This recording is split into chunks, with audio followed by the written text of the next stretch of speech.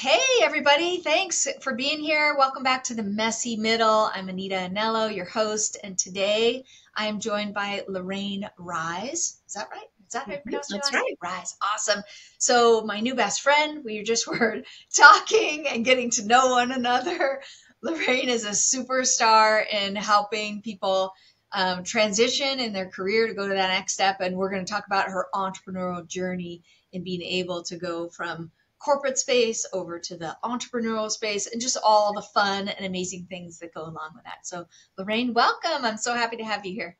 Thank you. I'm happy to be here, Anita. Thank you very much. Yeah, awesome. Awesome. So why don't you tell our audience, just give us a little bit of your backstory, kind of the quick version of what have you done in the past real quickly, and what are some of the things that you're working on right now? I fell into entrepreneurship by accident, 100%. It is not what I planned as a career at all. It's something that found me Yeah, 100%. In fact, I cool. actively resisted it for a very long time. So I actually went to school for nutrition. I thought Yeah. I was going to be a dietitian. I had an interest in health and wellness. I grew up in a very healthy family. And so that was my original path. And I realized very quickly, one, I was going to make very little money Yeah. doing that. And I also just felt this call to the business world in Hmm. some way. So I started out working at Jenny Craig. So I was in the health and wellness field, but I was in very much a management, sales, and director type of position. Yep. And I fell in love with being a manager and helping people to grow in their careers, hiring them, Okay. training them, mentoring them. That I realized was my favorite part of the Okay. job. Yeah. So eventually that got me into human resources. I went back to school. I got a master's while raising my daughter and working full time. That was Yeah. crazy. Yeah. And then I did that for a couple of years and realized that the corporate world wasn't quite what I thought that I wanted, or I thought I wanted it. But then I Yeah. realized that I actually had a bigger calling, one that I just did not, it took me a while to bloom into it, and that was entrepreneurship, which Yeah. brings me to where I am today. Yeah. So Oh, now I'm the owner of Career Uprising. I do career coaching, life coaching, resume writing for mid and late career professionals who want to get more out of their careers and change into a new path and yeah. need a little help to get there. Oh, So, I and I've love been doing that. that for 9 years now. Yeah. Wow. I love that you said, if I get the word right, you're blossoming into. Wow, that's a great way to look at it. That's so fun. So tell me more. What do you mean by that? That you almost like you backed your way into entrepreneur, you stumbled into it, you're blossoming into it. Yes. Talk to me about that a little bit. I had the inspiration and a calling in my mind to start a business. But I actively ignored it and I pushed it away Yeah. because it wasn't urgent. I didn't have a reason Oh. in my life Mm, to rock the boat and do something unconventional and make a big move. mm, I didn't have anyone in my family who'd been an entrepreneur. I didn't have a role model for it. yeah. It wasn't the path that I had planned. Okay. So I was going on the plan. I was going to go into the corporate world. I was going to work in one of those big fancy office buildings, 9 to 5. I had all these superficial priorities when I was in my Mhm. 20s. And then I realized that I actually wanted meaning and joy and all purpose in my career. And I Okay. realized I wasn't going to get that for me personally, I wasn't Yeah. going to get that in the corporate world. And I also, more than anything, wasn't going to get the flexibility and the freedom and Mm, autonomy that I wanted. I realized my values, that I valued that more than anything. And yeah. so I had my young daughter at that point, and I wanted to be able to be home and Yeah. get her off the bus and be able to go to her school events. And the schedule I had, commuting and being in the corporate world, Mm, it didn't allow that. And yeah. so I just had a turning point where I realized that in order to have the kind of career I wanted to have, I was going to have to create it. I might not Mm, find it. yeah.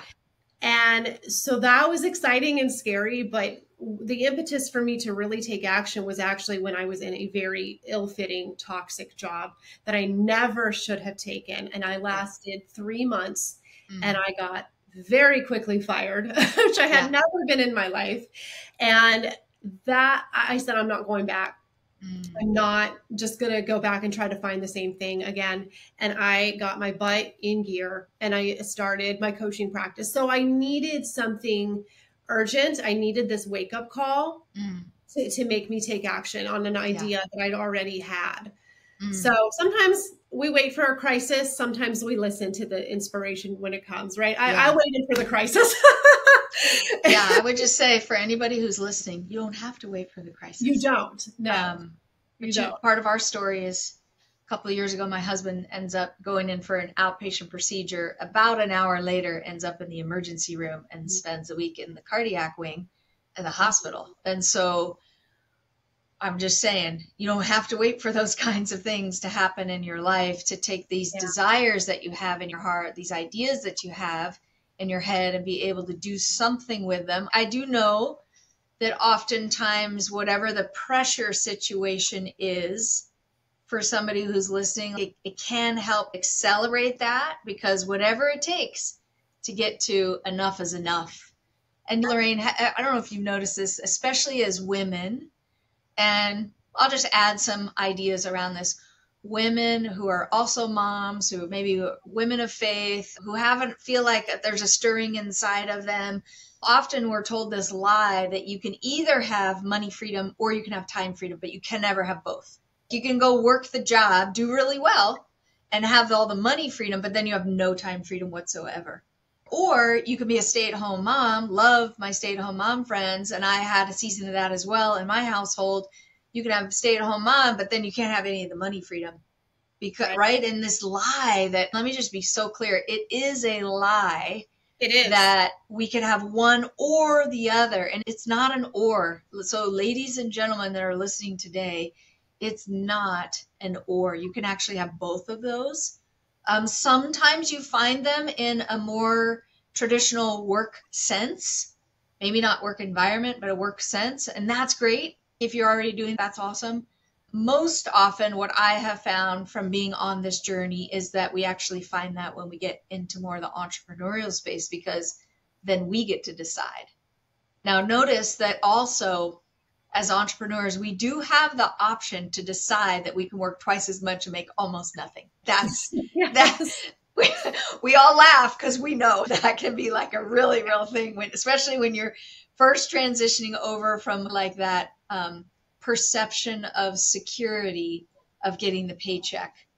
I had a mentor years ago that would tell me, I think it was probably Dan Miller. Love Dan Miller, sweet man. He wrote 48 Days to the Work You Love.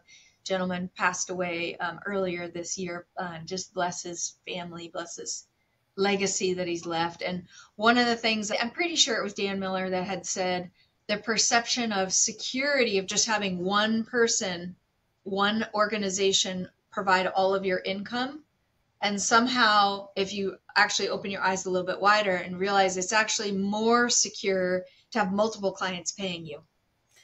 It's 100%. More safe and secure to have multiple, because then if one client falls out of the system, one client you need to fire, one client that really is not a good fit, don't we have those? One client that you have the ability, this is what I love as an entrepreneur, I have the freedom to say no to working with the wrong client. That, like, yes, can I get an amen? Yes. That's freedom for me, is that I can actually say no to some people. I love that personally. But at a company, they just give you a project and it's yours. Right. Take it. This is your account. This is your project. Absolutely. Maybe you're not well fitted for it. Absolutely. Right, no, right. I completely agree. And I always said to myself that the world has it backwards. Entrepreneurs actually have potential for more job security. Oh, yes. In fact, I was laid off or fired, separated in some way. Mostly I was laid off, but 5 times in 7 years in my 20s. 5 times in 7 years, because HR is very vulnerable to that. And I worked a lot of startups and tech places, and they would get bought out, and then we were all redundant and laid off.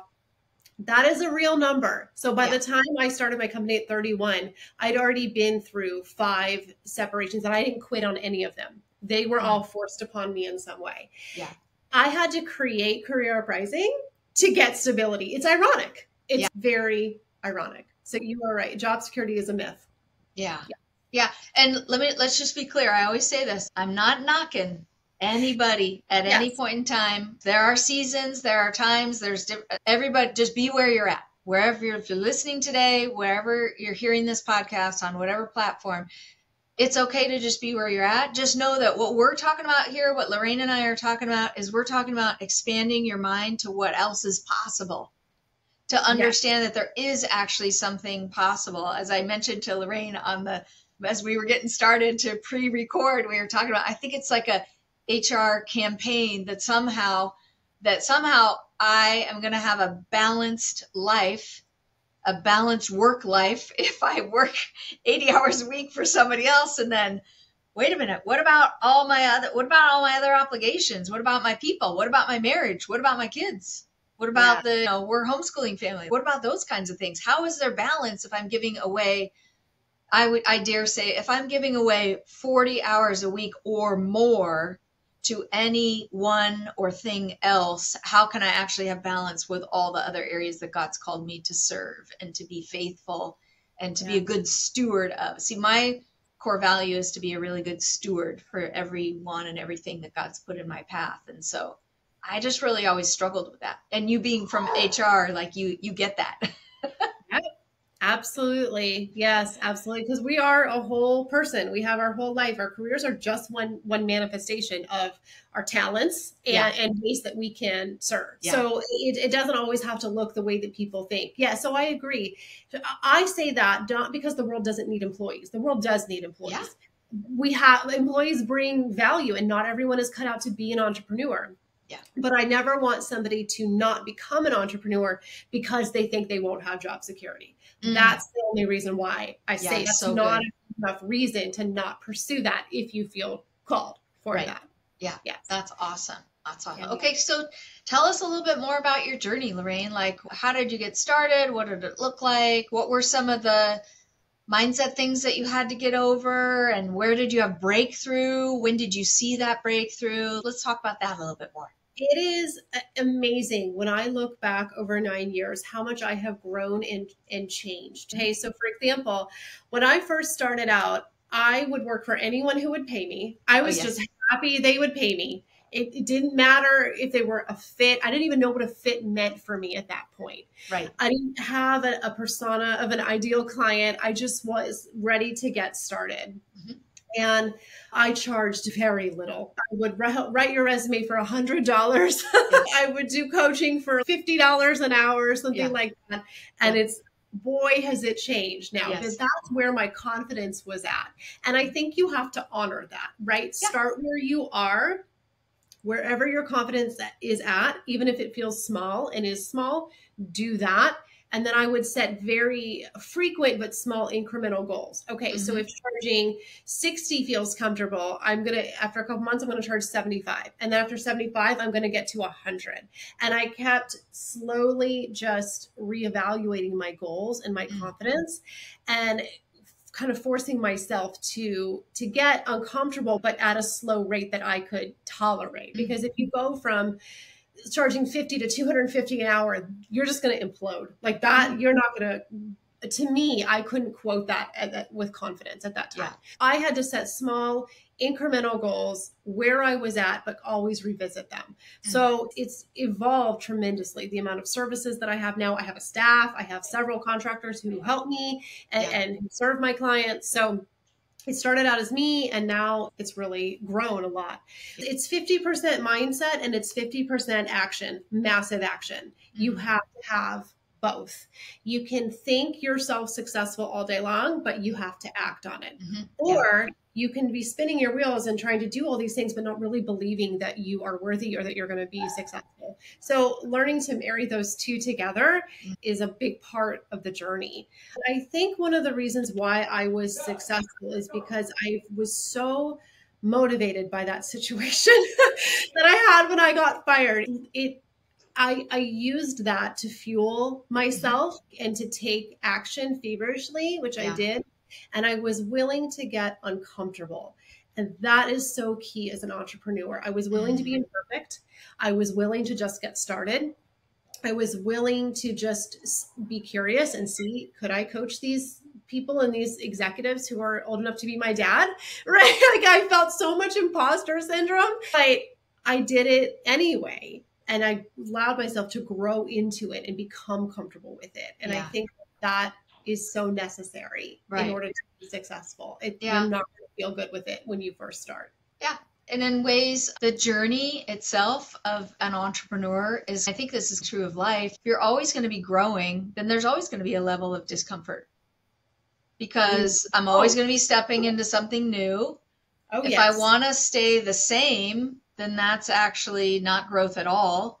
If I think in my mind, I'll just stay status quo, I'll stay right here where I am, that's actually I've heard some people more intelligent than me that would say things like, that's actually, anytime you're staying level, you're actually dying off, you're actually shrinking back, you're actually, right? So it's either growth or it's death. There's only like those two extremes.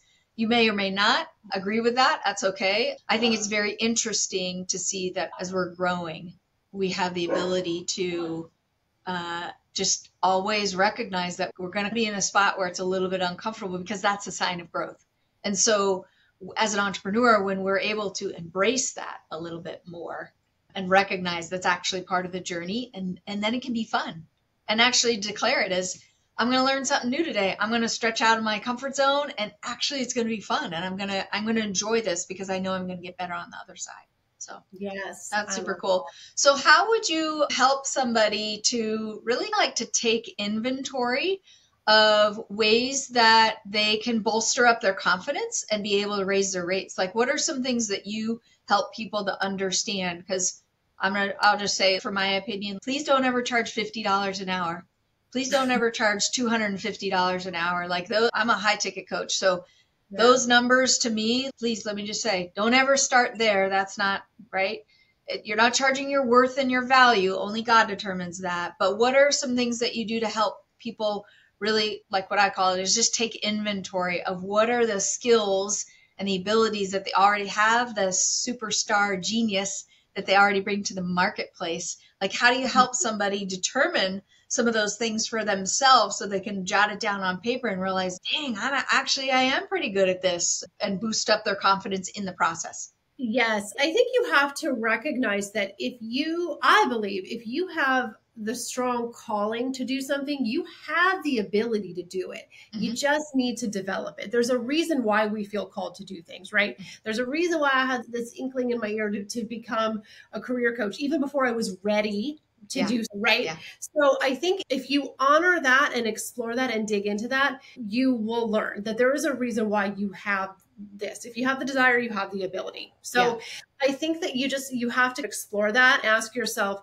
what is it that I do so well? What do other people maybe even say about me? And sometimes we have to ask other people, and that's fine, but we don't want only external validation, right? We want a little bit of what other people say, but what do you say about you? But there is something that you have that is a gift and that is a unique offering. And I think that you just have to be willing to acknowledge that. And then that's a good thing, right? That's not a ego thing at all. Because I believe actually that if you have a gift, if you have a light, if you have a talent and you don't share it with the world, that's the selfish thing, right? You should be putting your gifts out. You should be charging for them because they are of value. Yeah. So I think that I take a little bit different philosophy than you, which is okay. I think that's cool. I do believe that figure out where you're at, what you are confident with, however low that is. But as long as you promise yourself that you're going to keep going up and keep allowing growth, I think that you just start wherever you are. I was at $50 an hour or 60. That's just the truth. That's just where I was. But to me, that was better than not starting. Right? That was, at least I was willing to get started. So I think that it's very individualized for each person. Awesome. Okay, cool. So how about, let's talk about the journey of being moms through this whole thing. What does that look like? Because I know sometimes that's the big picture, right? We don't just, as you mentioned this earlier, it's not just about what we do for work, however we get paid, right? Our life it's about our marriage. It's about raising our kids. It's about outside of life. What do we do? There is a big picture here. And I would say, like, I reached that in my career where I climbed this corporate ladder of success. I had all the money and the title and the accolades and stuff around, but I was not happy. For one, I felt like I was going after somebody else's goals that had been put on me.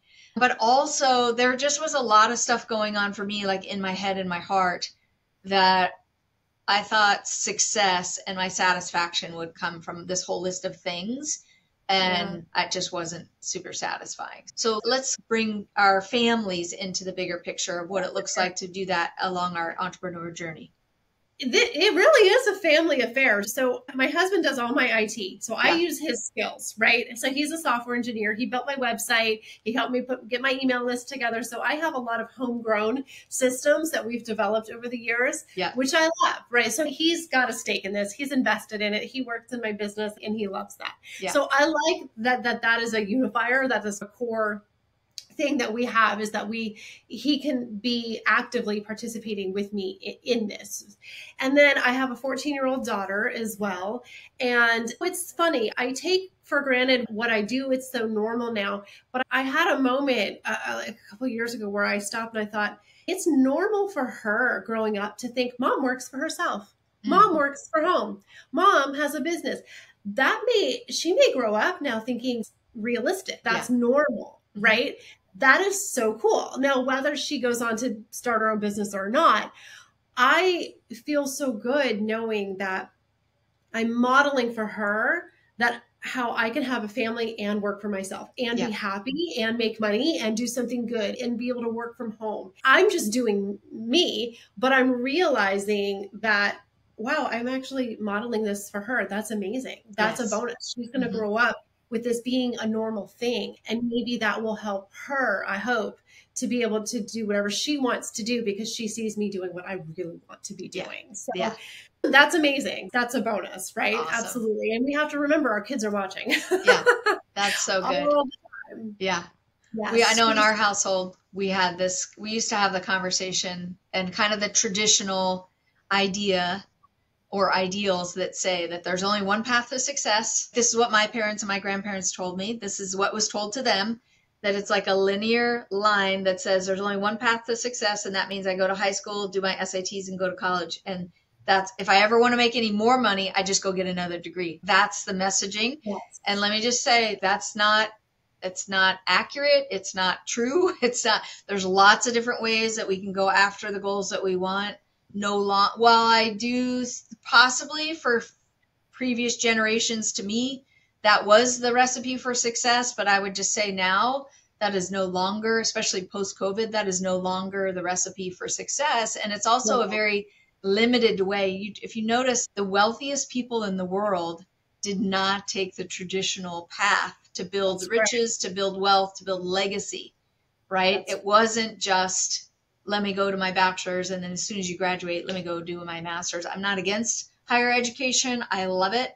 But the idea that somehow if I go get this degree, I'm going to be successful for the rest of my life and make a certain income is actually not at all accurate in the United States at all anymore. 100%. That is changing. And I think you bring up a good point. I think that is a large reason why I resisted this path, because I didn't think that was the normal thing to do. Right. I thought I was just going to get a corporate job and I got my degree. I did. And I don't regret any of those things because they led me to where I'm supposed to be. Yeah. But I'm sitting here going, I'm not using my degree. Yeah. I'm not using it at all. Like it is, but I feel like going to college gave me a lot of personal growth. There's a lot of other benefits to it. You mature, you learn independence. Sure. But no, I didn't need that for what I'm doing today. It's so funny how it works out. So yeah, I think that the world is changing. We're seeing it change before our eyes. Yeah. That's awesome. Yeah. So when we also bring it back to our kids, like I love the ability to model for my kids that they have a goal and there's dozens of ways to go after that goal. They have a dream inside of them. There's lots of different ways, creative ways that can include higher education, and that's part of the path, and that's amazing. But also there's lots of other ways to get to that as well. And I love that as well. I love to be able to model for my kids. This is what it looks like to be an entrepreneur. This is what it looks like to build a business. This is what's possible. Right. And my friend groups these days, right, we're hanging out with other people whose kids are entrepreneurs already. They're starting businesses in their teens and already going down a path of having that time and money freedom at really young ages. Like that's the stuff for me that gets super exciting to see what's possible. And what we say in our household, that my kids aren't just starting on my shoulders. They're actually my arms are raised and they are starting at the top of my arms and my husband's arms. That's their floor. It's not even here anymore. It's both based on our faith and based on our ideals and based on our mindsets and based on seeing this is what God says is possible. And by the way, he's the original entrepreneur. Like he created everything. He created something. He created everything out of nothing. And that's what we do as entrepreneurs when we create new offers. We're in those, what's called there's 4 levels of wealth creation. We're up in level 3 and level 4. Right? Yeah. In communication and in ideation, we're creating in the way that God has designed us to be able to create new offers and putting them into the marketplace based on research and all sorts of good stuff. Yeah, I love that. It gets so exciting when we talk about what's possible. It is. Yeah. It is. Yes. Awesome. Yes. Awesome. So what about you? Where do you think like your business is? Where do you want to take your business? What do you have? Give me a little bit of your dreams and where do you want to go? Well, I accomplished one big dream just recently and I published a book at the end of last year. Yay. Congratulations. Yeah, it's called What You Didn't Learn in School, Lessons on Growth, Change, and Living Your Best Life. So that was a big bucket list item. That's been amazing. So I'm continuing to grow. I'm moving actually into a lot of executive coaching, which is something I've done a little bit, but I'm really leaning into that a lot more and trying to up level myself and my skill set and expand who I can serve. Yes. So I'm very excited about that. So I'm always looking for ways to add more value and grow myself as a coach. And I've actually gotten into some consulting opportunities. I'm doing more speaking engagements. I've been getting out into the world post COVID. I'm like, I need to get out from my desk. So I've really been getting out and doing a lot more live talks. I was able to do book signings, a lot of new types of events that it seemed a little scary, but they've been really good for me. Oh, so good. Okay. Let's talk about that. When you say it seemed a little scary, but I did it anyway. What kind of thoughts go through your mind, Lorraine? What are the things that kind of potentially could trip you up, but you go and do it anyway? So a lot of the book promotion process really freaked me out a lot. It did. I had a book launch party and I would lose sleep at night going, what if no one comes? What if it's just me? What if, or worse, what if one person comes and sees that it's just me and that person? What if I do a book signing and no one's there and I'm sitting for 2 hours at a booth by myself like a loser, right? Yeah. Of course, none of those things happen, but it's about being seen, right? We have a fear a lot of times being seen and being visible. And I don't know, for me, it's actually more, I actually want to be seen. I'm just afraid that I'll try and no one will see me. That for me is the bigger fear, right? People are afraid of being seen. I'm actually, I think, more afraid of not being seen.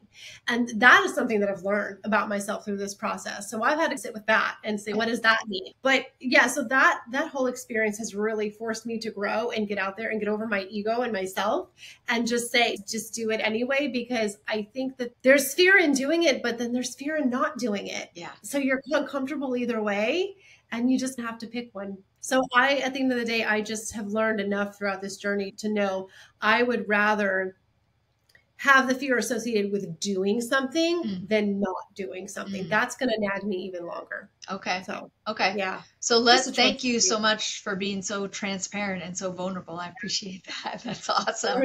We like to get to the really real here because that's what we're talking about. So what are some things talk to me about the how you get over that. Let's get kind of practical, tactical. If you're listening right now, just notice probably what Lorraine's going to do. She's going to talk about her secret things that she does to be able to get through the how. So just listen for what resonates with you. And then so you can model what she's doing, but then determine for yourself what works for you. What are your how? How do you get over some of those challenges of, I'm not sure if I want to show up. I'm not sure if I don't want to show up. What do you do to get over those?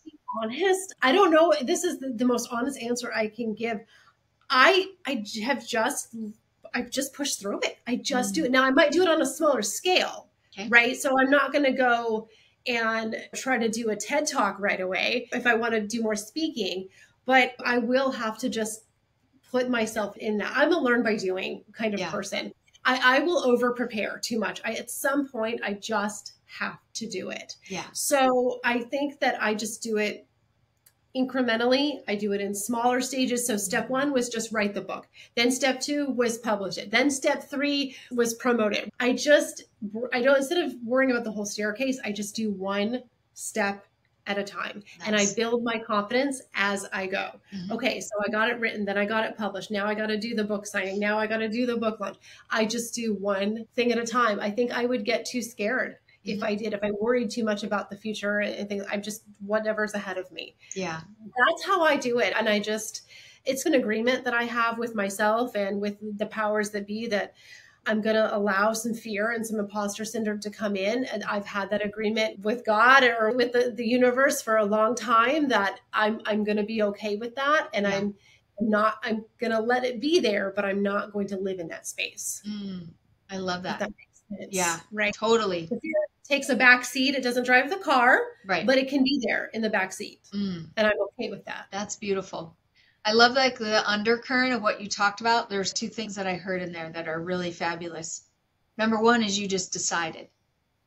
So when pros decide, we show up, we do the thing, even when it's hard, even when the results don't look like we thought they would look. Like a pro shows up and does it over and over again, and you just keep showing up. An amateur gives up. An amateur gets overwhelmed. An amateur stops.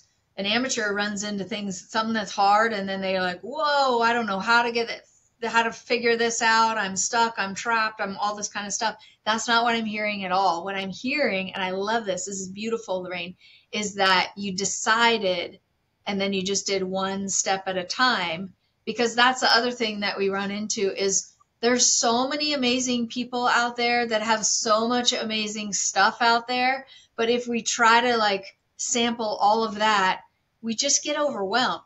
I don't know about you. Like was my experience is if I'm learning something new and I try to take in too much information, especially the free information, we'll talk about that. We'll talk about the investment next. But if I'm taking in a lot of information just for information's sake, then I'm just getting overloaded. And it's like binging on everything that we binge on. Then all of a sudden you get to a spot where you're like, I'm full. I can't take any more. I've either eaten too much ice cream or consumed too much Netflix or consumed too much training for free. And then all of a sudden I get to a spot where I'm so overwhelmed and I'm confused. And I think today we're at a critical spot in history where we're more, I dare say, sometimes more overwhelmed and more confused than ever, because we look at our phones, we scroll through, and we see so many other people doing the thing that we want to do, and we get stuck. And so we don't want to get stuck. That's the whole point of the messy middle in the podcast. How do we practically, tactically take the next step, whatever your next step is, whatever that looks like? Yeah, thoughts for you on like investing. I know the Bible says that where my treasure is, that's where my heart is going to be. And so necessarily when I invest, like I do this in my business, I invest with high ticket coaches so that I can grow and learn and be better. I'm not knocking free information, although I do know from my own experience and my clients' experience is that when the investment level is really low, we're not committed. Yeah. We're just not. Right? Yeah. We get people who buy our online courses, or I'm an avid reader. You can't see on the screen right now, but I have just gobs of books everywhere. I love books, but I also know like books are amazing. Sometimes the book is the right thing to do, but I also know that if I haven't made a huge investment, if I haven't made the commitment, if I'm not held accountable, I just know I don't show up the same way. So what about you? What are your thoughts on investing? Causing our clients to make a big investment in themselves and then therefore in our services so that they can actually push through the sense of overwhelmed and show up and do the thing that they're supposed to do.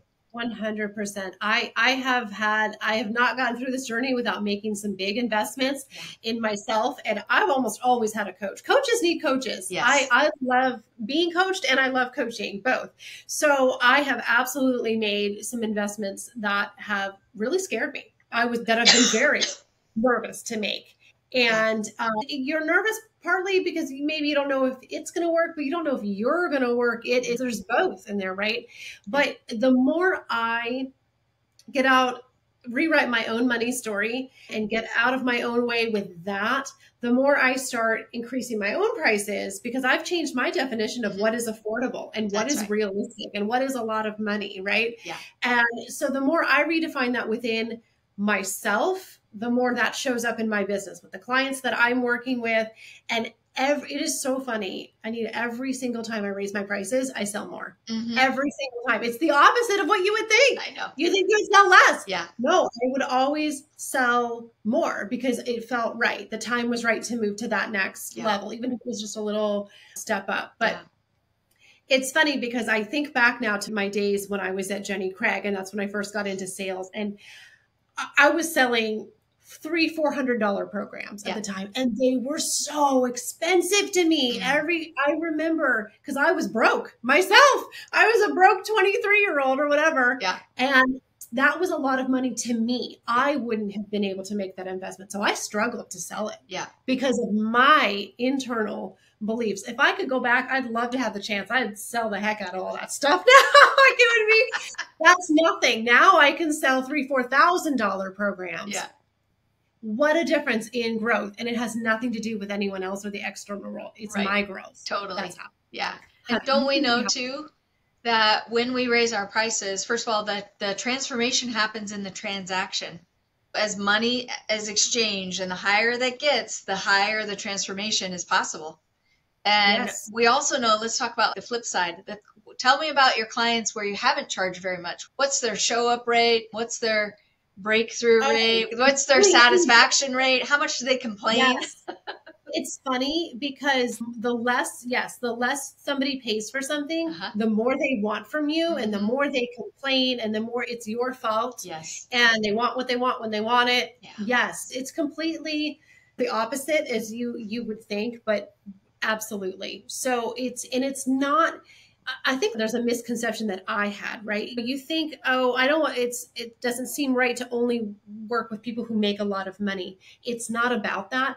I have seen people who are public school teachers throw down big money because it means that much to them. That's right. It's not about how much money you make. It's about how much money you are willing to invest. I've had people pay me out of their 401ks. I've had people pay me by borrowing money from family. It meant that much to them that they found money. Yeah. So it's not that we're out here going, oh, I only want to work with wealthy people. No, we want to work with people who are ready to invest and show up and will find a way, a payment plan, borrowing the money, whatever they have to do. Take out a loan. It's up to them how they want to do it. Right. But if you want it bad enough, you will find a way to do it for yourself. I think it's Myron Golden that says that people always buy what they want. They don't buy what they need. Okay. Right? Yeah.